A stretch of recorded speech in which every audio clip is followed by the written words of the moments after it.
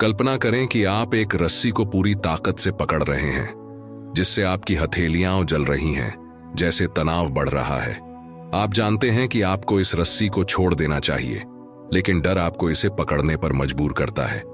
हम में से कई लोग इसी तरह अपनी जिंदगी जीते हैं। हम अतीत की चोटों, पछतावे और चिंताओं से चिपके रहते हैं, छोड़ने से डरते हैं। लेकिन क्या आप जानते हैं कि सच्ची खुशी का रहस्य छोड़ने में है? जॉश टॉक स्टोरीज पर हम मानते हैं कि कहानियां जीवन को बदलने की शक्ति रखती हैं। आज हम एक ऐसी कहानी साझा करेंगे जो दिखाएगी कि कैसे छोड़ने से स्वतंत्रता और खुशी का दरवाजा खुल सकता है। यह कहानी एक साधारण व्यक्ति की है जो अतीत को छोड़ने की चुनौती से गुजरता है। उसके सफर के माध्यम से हम समझेंगे कि कभी कभी सबसे ताकतवर काम यह है कि हम उन चीजों को छोड़ दें जो अब हमें मदद नहीं करती। तो दोस्तों, इसी वर्थ थिंकिंग से जुड़ी एक दिलचस्प कहानी जो हमें जीवन की सीख देती है कि कैसे हम अपने जीवन को खूबसूरत और सफल बना सकते हैं। ये कहानी है रमेश की। एक छोटे से गांव में जो पहाड़ियों के बीच बसा था, वहां एक ईमानदार किसान रमेश रहता था, जिसका नाम रमेश था। रमेश अपने मेहनती स्वभाव के लिए जाना जाता था। सूरज की पहली किरण से लेकर शाम तक अपने खेतों में काम करता था, लेकिन उसकी कड़ी मेहनत के बावजूद भी वह कभी खुश नहीं रह पाता था। वह हमेशा अतीत की विफलताओं, खोए हुए अवसरों और कड़वी यादों का बोझ ढोता रहता था, जो उसे दिन रात परेशान करती थीं।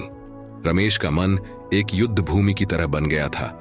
वह लगातार उन क्षणों को सोचता और दोहराता रहता था कि कहां गलतियां हुई। फसलों का खराब होना, कारोबार का टूटना और दूसरों की कठोर बातें हमेशा ही उसके दिमाग में चलती रहती। हर बार वह सोचता, काश मैंने चीजों को अलग तरीके से किया होता, और पछतावा उसे कसकर जकड़ लेता था। एक दिन खेत में काम करते हुए रमेश ने एक वृद्ध संत को गांव से गुजरते हुए देखा।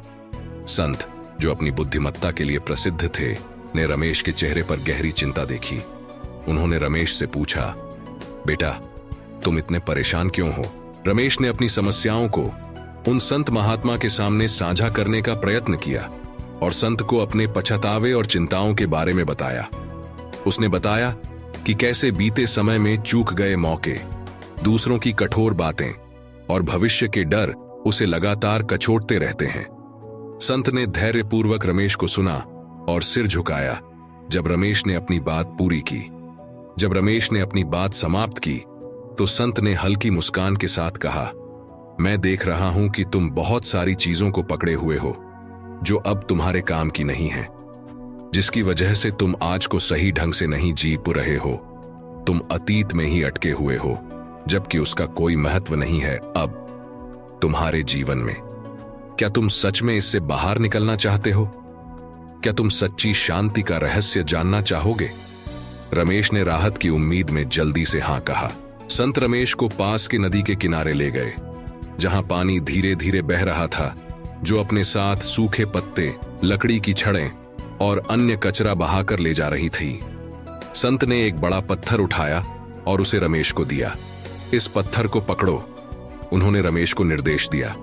रमेश ने पत्थर को अपने हाथों में लिया और इसके वजन को महसूस किया। अब संत ने कहा, कल्पना करो कि यह पत्थर तुम्हारी सारी चिंताओं, पछतावे और डर का प्रतिनिधित्व करता है। यह भारी है ना? रमेश ने सिर झुकाया। उसके हाथों में तनाव महसूस हो रहा था। अब संत ने आगे कहा, इस पत्थर को पूरी ताकत से पकड़ो और नदी में कदम रखो। रमेश ने संकोच किया, लेकिन संत के निर्देशों का पालन किया। जैसे ही उसने ठंडे पानी में कदम रखा, उसे महसूस हुआ कि धारा उसे खींच रही है और जिससे उसका संतुलन बनाए रखना कठिन हो रहा है। जितना लंबे समय तक उसने पत्थर को पकड़े रखा, उतना ही अधिक मुश्किल हो रहा था। अब पत्थर छोड़ दो, संत ने धीरे से कहा। रमेश ने थोड़ी देर संकोच किया, फिर अपने हाथ खोले और पत्थर को नदी में छोड़ दिया। तुरंत उसने राहत का एहसास किया, क्योंकि भार गायब हो गया था और धारा पत्थर को ले गई। संत ने देखा कि रमेश की आंखों में समझ की चमक आ चुकी थी। देखो, संत ने कहा, अतीत को पकड़े रहना ऐसा है जैसे तुम उस पत्थर को पकड़ कर रखो। जितना अधिक समय तक तुम पकड़ोगे, उतना ही भारी होता जाएगा और संतुलन बनाए रखना कठिन हो जाएगा। लेकिन जब तुम छोड़ते हो तो तुम खुद को स्वतंत्र महसूस करने देते हो, जीवन के साथ बहने का मौका देते हो, जैसे नदी बह रही है। रमेश नदी में खड़ा था, पत्थर को दूर जाते हुए देख रहा था। उसने महसूस किया कि अतीत की चिंताओं और पछतावे को पकड़े रहकर उसने खुद को आगे बढ़ने से रोका था। छोड़ना मतलब भूलना नहीं था, इसका मतलब था स्वीकार करना कि अतीत को बदला नहीं जा सकता और उसका भविष्य संभावनाओं से भरा हुआ है। उस दिन के बाद रमेश ने अपने बोझ को छोड़ने का निर्णय लिया। उसने अपने पिछले गलतियों को माफ किया और वर्तमान पर ध्यान केंद्रित किया। उसका मन, जो पहले ओवरथिंकिंग से भरा हुआ था, अब स्पष्ट हो गया। उसने अपने काम में खुशी पाई, अपने दिल में शांति महसूस की और जो जीवन उसे मिला था उसके लिए आभार व्यक्त किया। और नदी की तरह रमेश ने जीवन के साथ बहना सीखा, हर पल को अपनाया। गांव वाले उसके बदलाव को देखकर प्रभावित हुए और उसकी नई शांति से प्रेरित हुए। वे भी छोड़ने की कला को अपनाने लगे और जल्द ही पूरा गांव एक नई शांति और खुशी से भर गया। जीवन में हम सभी कुछ ना कुछ बोझ उठाते हैं, बीते हुए समय की गलतियां, भविष्य की चिंताएं और दूसरों की राय का वजन। लेकिन रमेश की तरह हमारे पास भी उन्हें छोड़ने की ताकत है। जो अब हमारे काम का नहीं है, उसे छोड़ देने से हम खुद को नई संभावनाओं, शांति और वर्तमान में जीने की खुशी के लिए खोल देते हैं। जॉश टॉक स्टोरीज पर हमारा मिशन है कि हम आपको अपनी आंतरिक ताकत को खोजने में मदद करें, ताकि आप जीवन की चुनौतियों का सामना कर सकें। याद रखें, आपकी जिंदगी को बदलने की शक्ति आपके हाथों में है। अतीत को छोड़ें, वर्तमान को अपनाएं और देखें कि आपका भविष्य कैसे उन तरीकों से खुलता है जिनकी आपने कभी कल्पना नहीं की थी। कभी रात की खामोशी में, जब पूरी दुनिया गहरी नींद में डूबी होती है, क्या तुम खुद को जागते हुए पाते हो, विचारों के जाल में उलझे हुए? एक छोटी सी चिंता धीरे धीरे, अगर ऐसा हुआ तो, के सवालों में बदल जाती है, जो तुम्हारे सुकून को छीन लेती है और अगला दिन शुरू होने से पहले ही तुम्हें थका देती है। ये तो हम सभी ने महसूस किया है। हर छोटी बात को सोच सोच कर परेशान होना, हर चीज का बार बार विश्लेषण करना और अपने ही विचारों के बोझ से घुटते रहना। पर सोचो, अगर इस अंतहीन सोच के जाल से बाहर निकलने का कोई रास्ता हो तो। यह कोई साधारण कहानी नहीं है, यह एक सफर है जहां तुम उस साफ सोच को पा सकते हो जिसे तुम हमेशा से ढूंढ रहे हो। जोश टॉक स्टोरीज का मकसद है तुम्हें प्रेरित करना और उन चुनौतियों को पार करने में मदद करना जो तुम्हें आगे बढ़ने से रोकती हैं। आज हम तुम्हें एक ऐसे युवा की कहानी सुनाएंगे जो शायद तुम्हारी ही तरह अपने दिमाग के अनगिनत विचारों में उलझा हुआ था। उसकी कहानी सिर्फ ज्यादा सोचने से बाहर निकलने की नहीं है, बल्कि सच्ची शांति और उद्देश्य पाने की है, जिसमें जैन की गहरी सीख और बुद्ध के उपदेशों का मार्गदर्शन है। तो चलो, एक गहरी सांस लो और हमारे साथ इस सफर पर चलो। एक ऐसा सफर जो शायद तुम्हारे सोचने और जीने का तरीका बदल दे। ज्यादा सोचने से छुटकारा पाओ। जापान के पहाड़ों के बीच बसे एक छोटे से गांव में हिरोशी नाम का एक युवा रहता था।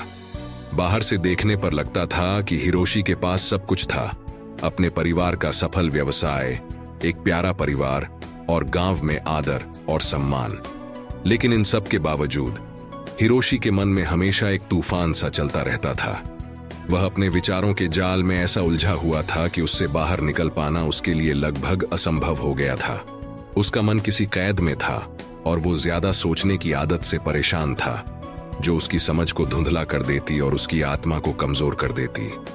हर रात जब वह बिस्तर पर लेटता, उसके दिमाग में हजारों सवाल घूमने लगते। क्या होगा अगर बिजनेस फेल हो गया? क्या होगा अगर मैंने कोई गलत फैसला लिया? अगर ये सवाल उसके मन में बेल की तरह फैल जाते और उसकी शांति को पूरी तरह से जकड़ लेते। दिन हफ्तों में और हफ्ते महीनों में बदलते चले गए, लेकिन हिरोशी के मन का तूफान थमा नहीं। उसकी सेहत भी धीरे धीरे बिगड़ने लगी और उसके चेहरे से वो चमक गायब हो गई जो कभी उसकी पहचान थी। उसने दोस्तों और परिवार से मदद मांगी, लेकिन उनकी सलाह ने उसके दिमाग में और उलझने पैदा कर दी। जितना ज्यादा वह अपने विचारों को नियंत्रित करने की कोशिश करता, उतने ही वे उसे नियंत्रित करने लगते। एक दिन गांव में घूमते हुए हिरोशी ने सुना कि पहाड़ के एकांत में एक जैन मास्टर काइन रहते हैं जो मन और शांति की कला के बारे में गहरी समझ रखते हैं। हिरोशी, जो अब पूरी तरह से हार चुका था, काइन से मिलने का फैसला करता है, इस उम्मीद में कि वह अपने मन की उलझनों से छुटकारा पा सके। मठ तक की यात्रा लंबी और कठिन थी। रास्ता ऊबड़ खाबड़ था और जैसे जैसे वह ऊपर चढ़ता गया, हवा भी पतली होती गई। लेकिन हिरोशी ने हार नहीं मानी। घंटों की चढ़ाई के बाद आखिरकार वह मठ के प्राचीन लकड़ी के दरवाजे तक पहुंच गया। वहां पहुंचते ही उसे मठ का शांत माहौल महसूस हुआ। दूर से बहते झरने की आवाज, पेड़ों की पत्तियों की सरसराहट और साधुओं का मंत्रोच्चारण एक ऐसा माहौल बना रहा था जो हिरोशी के मन के तूफान से बिल्कुल विपरीत था। काइन मठ के आंगन में बैठे थे। उनके चारों ओर कुछ साधु थे। काइन एक बुजुर्ग व्यक्ति थे जिनकी लंबी दाढ़ी थी और आंखों में ऐसा ज्ञान था जैसे उन्होंने जीवन की हर सच्चाई को जान लिया हो। उनकी उपस्थिति इतनी शांतिपूर्ण थी कि हिरोशी के भीतर एक अजीब सी राहत महसूस हुई। हिरोशी ने झुककर मास्टर का अभिवादन किया और अपने दिल की सारी बातें उनके सामने रख दी। मास्टर काइन, मेरा मन एक न खत्म होने वाला तूफान है। मैं अपने विचारों में फंसा हुआ हूं और मुझे शांति नहीं मिल रही। कृपया मुझे सिखाइए कि कैसे मैं ज्यादा सोचने से छुटकारा पा सकूं और अपने जीवन पर फिर से नियंत्रण पा सकूं। काइन ने उसकी बातें ध्यान से सुनी। जब हिरोशी ने बोलना खत्म किया तो मास्टर कुछ पल चुप रहे, मानो वे हिरोशी की बातों के भार को समझ रहे हों। फिर उन्होंने कहा, हिरोशी, मन एक नदी की तरह होता है। कभी वह शांत और साफ बहती है और कभी वह अशांत और गंदी होती है। इसका समाधान यह नहीं कि तुम नदी को रोक दो, बल्कि यह है कि तुम सीखो कि इसके प्रवाह के साथ कैसे चलना है। हिरोशी ने झुककर मास्टर का अभिवादन किया और अपने दिल की सारी बातें उनके सामने रख दी। मास्टर काइन, मेरा मन एक न खत्म होने वाला तूफान है। मैं अपने विचारों में फंसा हुआ हूं और मुझे शांति नहीं मिल रही। कृपया मुझे सिखाइए कि कैसे मैं ज्यादा सोचने से छुटकारा पा सकूं और अपने जीवन पर फिर से नियंत्रण पा सकूं। काइन ने उसकी बातें ध्यान से सुनी। जब हिरोशी ने बोलना खत्म किया तो मास्टर कुछ पल चुप रहे, मानो वे हिरोशी की बातों के भार को समझ रहे हों। फिर उन्होंने कहा, हिरोशी, मन एक नदी की तरह होता है। कभी वह शांत और साफ बहती है और कभी वह अशांत और गंदी होती है। इसका समाधान यह नहीं कि तुम नदी को रोक दो, बल्कि यह है कि तुम सीखो कि इसके प्रवाह के साथ कैसे चलना है। काइन ने फिर हिरोशी को चाय पीने के लिए आमंत्रित किया। वे एक छोटे से साधारण कमरे में पहुंचे जहां दोनों जमीन पर बैठ गए। मास्टर ने चाय बनानी शुरू की, बहुत ही ध्यान से, जैसे हर हरकत में शांति हो। हिरोशी चुपचाप देखता रहा, लेकिन उसके मन में अब भी ढेर सारे सवाल और संदेह घूम रहे थे। जब चाय तैयार हो गई तो काइन ने हिरोशी को एक कप दिया और चाय डालनी शुरू की। हिरोशी की हैरानी तब हुई जब मास्टर ने कप भर जाने के बाद भी चाय डालनी बंद नहीं की। चाय कप से बाहर बहने लगी और टेबल और फर्श पर गिरने लगी। घबराकर हिरोशी ने कहा, मास्टर, कप भर चुका है, इसमें अब और चाय नहीं आ सकती। काइन मुस्कुराए और बोले, बिल्कुल सही। जैसे यह कप भरा हुआ है वैसे ही तुम्हारा मन भी भरा हुआ है, चिंताओं, संदेहों और अंतहीन विचारों से। जब तुम्हारा मन पहले से ही भरा हुआ है तो उसमें कुछ नया कैसे समा सकता है। हिरोशी ने कप को देखा और मास्टर के शब्दों को समझने लगा। उसे एहसास हुआ कि उसका ज्यादा सोचना उस बहती हुई चाय की तरह था, बिना किसी जरूरत के, व्यर्थ और उसे जीवन का असली आनंद लेने से रोकने वाला। शांति पाने का पहला कदम था अपने मन को खाली करना, उस जरूरत से छुटकारा पाना जो उसे हमेशा विचारों से भर देती थी। अगले कुछ दिनों में काइन ने हिरोशी को माइंडफुलनेस यानी ध्यानपूर्वक जीने की कला सिखाई। बिना अतीत या भविष्य की चिंता किए वर्तमान में पूरी तरह से जीने का तरीका। मास्टर ने समझाया कि ज्यादा सोचना अक्सर इसलिए होता है क्योंकि हम बीते हुए समय में खोए रहते हैं या आने वाले समय को लेकर परेशान होते हैं, जबकि असल में हमें बस अभी में जीना चाहिए। काइन उसे मठ के बगीचों में टहलने के लिए ले जाते, जहां वह उसे हर चीज पर ध्यान केंद्रित करने को कहते।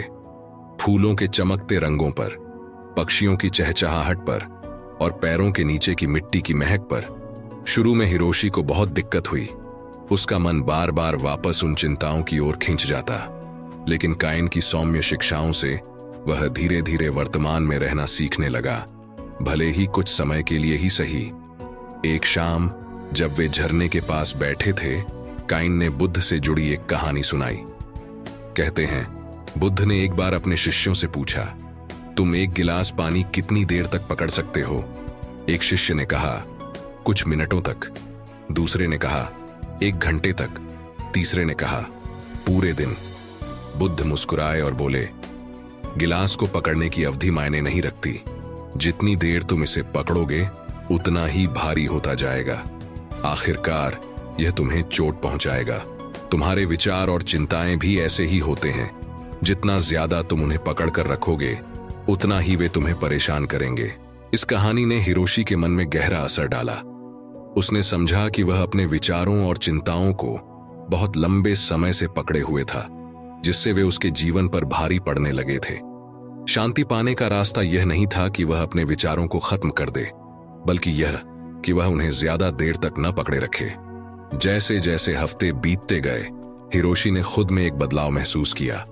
उसके मन का तूफान धीरे धीरे शांत होने लगा और उसकी जगह एक नई स्पष्टता और शांति ने ले ली। अब उसे हर चीज पर नियंत्रण पाने की जरूरत नहीं थी, न ही वह उन अनगिनत क्या होगा अगर सवालों से परेशान था जो पहले उसकी सोच पर हावी रहते थे। जब हिरोशी ने गांव लौटने का फैसला किया, काइन ने उसे एक आखिरी सीख दी। याद रखना हिरोशी, जीवन तालाब में एक लहर की तरह है। हर विचार, हर क्रिया एक लहर पैदा करती है जो दूर तक जाती है और अपने आसपास की हर चीज पर असर डालती है। अपने विचारों को ध्यान से चुनो और तुम्हारा जीवन भी उसी तरह बदल जाएगा। दिल में काइन के लिए गहरी कृतज्ञता लिए हुए हिरोशी ने उन्हें प्रणाम किया और गांव की ओर चल पड़ा। पहाड़ से नीचे उतरते हुए उसे ऐसा महसूस हुआ जैसे उसके कंधों से एक भारी बोझ उतर गया हो। मठ में सीखी गई बातें उसके साथ थीं, जो उसे जीवन की कठिनाइयों में शांति और उद्देश्य के साथ चलने की प्रेरणा दे रही थीं। जब हिरोशी अपने गांव लौटा तो उसके भीतर के बदलाव को हर कोई देख सकता था। जो युवा कभी चिंता में डूबा रहता था, अब एक शांत आत्मविश्वास से भरा हुआ था। उसने अपने पारिवारिक व्यवसाय में भी उसी स्पष्टता और माइंडफुलनेस के साथ फैसले लेने शुरू किए, जिससे व्यापार में भी सफलता मिलने लगी। लेकिन सबसे बड़ा बदलाव हिरोशी के अंदर था। अब वह अपने मन की नदी को समझ गया था। उसे हर विचार पर नियंत्रण पाने की जरूरत महसूस नहीं होती थी। उसने यह सीख लिया था कि जीवन को खुली आंखों और खाली मन के साथ देखना चाहिए।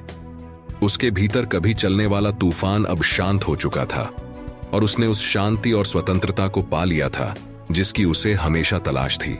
काइन की शिक्षा और बुद्ध की कहानी उसके साथ हमेशा रहेगी, यह याद दिलाते हुए कि ज्यादा सोचने से छुटकारा पाने की ताकत हमारे ही अंदर होती है। सोच को नियंत्रित करने में नहीं, बल्कि उसे बहने देने में, जैसे नदी का पानी बिना रुके बहता है। हिरोशी की कहानी हमें सिखाती है कि शांति और स्पष्टता पाने का रास्ता हर विचार को नियंत्रित करने में नहीं है, बल्कि उन्हें जाने देने में है। ज्यादा सोचना एक बोझ है जिसे हम खुद अपने ऊपर डालते हैं, लेकिन जैन शिक्षाओं और माइंडफुलनेस की मदद से हम अपने मन की आवाजों से आजाद हो सकते हैं। सबसे जरूरी है वर्तमान में जीना सीखना, जीवन के प्रवाह के साथ चलना और उन बोझों को छोड़ देना जो हमें नीचे खींचते हैं। जैसे हिरोशी ने अपने मन की नदी को समझा, हम भी अपनी शांति और उद्देश्य पाने की यात्रा शुरू कर सकते हैं।